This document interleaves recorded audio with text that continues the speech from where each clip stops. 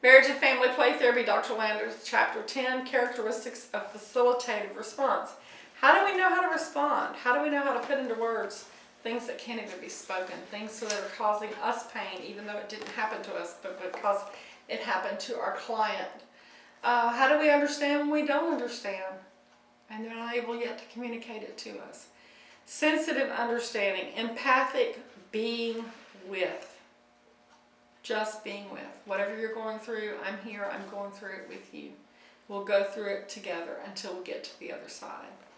Caring acceptance that grows out of a genuine, sincere interest in the client, a sensitivity to their rights, a belief that they have resiliency, that they have strength and power, that they can assume responsibility for themselves, that they have already survived and handled very frightening, unhappy things, and they can continue to move forward with the right kind of help. Whether their actions, behaviors, or feelings are good or bad by societal standards does not occur to us. They are. We accept what is. We're patient with children. Acceptance is reflected by refraining from offering advice, suggestions, or explanations. It's not questioning. It's not interruptions. It's in conjunction with permissiveness. Acceptance does not necessarily approve, but it just says that this is it and this is where we are, without the possibility of criticism, evaluation, judgment, rejection, disapproval, censure, condemnation, punishment, penalty, rebuke, reprimand, praise, compliments, rewards, or accolades. It's not maybe just as negative as negative to praise everything they do. Because children know the difference between artificial and real praise. Acceptance is neither positive nor negative. It is. It stands alone. Therapeutic responsiveness. Responses should be reflective. They should be short. They should be interactive. They should stay within the client's metaphor. They should track the behaviors, track the emotion, track the deeper story that is being told. So a warm, friendly image with tone of voice and facial expression.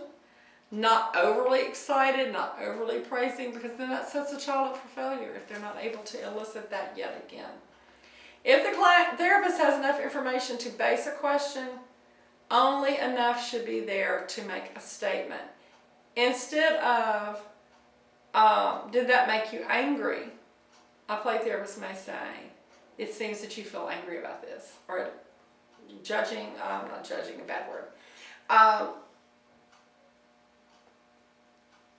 Your interactions with Bobo seem to be very angry at this point. And maybe maybe you can tell me a little bit about why you're so angry with Bobo. Something that will allow for a connection for the client then to open up. Giving directions, giving responses. What color is the moon? What should I draw? What do you want me to play with?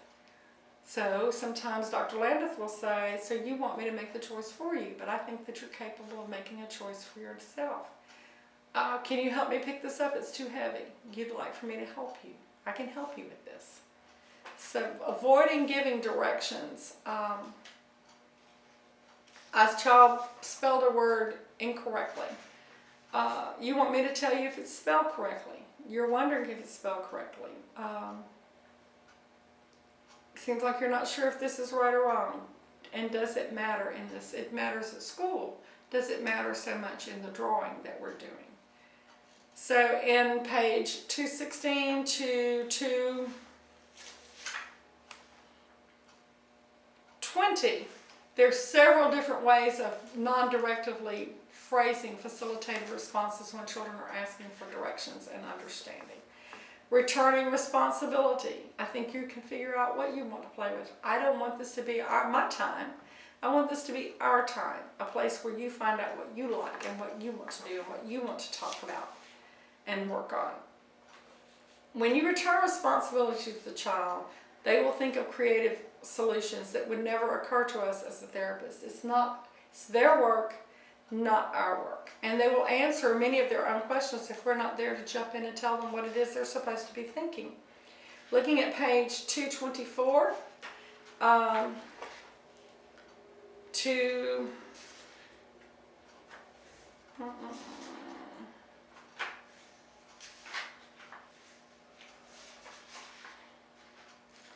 (244) to the end of the chapter, there's several different typical non-facilitative responses, things that are wrong, missed feelings. My puppy got killed and I cried.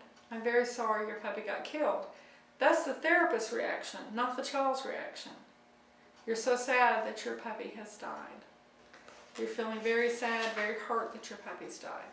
Labeling objects. We had a little girl come in one time and picked up a musical note. And I knew that it was supposed to be a musical note, but it's more important to me what the client feels that it's supposed to be.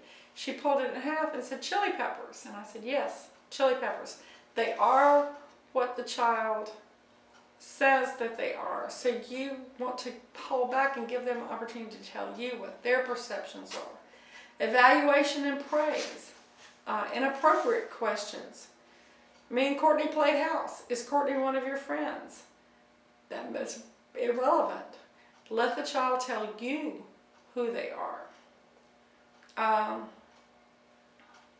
Statements that are then turned into questions. The lightning scary. Is the lightning scary? Well, obviously so if the child has just told you that they are. Not leading the witness, like in a court case, not leading the child to where they need to go. Then there's a case study of Paul, a fearful child that's acting out in play therapy on 232 to 244 that gives you opportunities to see what an actual play therapy session that goes on for a period of time would be. And to give you a chance to find the themes, look at themes and references, to understand that one theme in this particular one is death, and whether death is permanent or not. And sometimes the child is just not sure. So looking at those case studies and the therapeutic interaction between the client and the therapist, I think will be very helpful if you want to take a look at that as you frame your own work for this course. Thank you so much.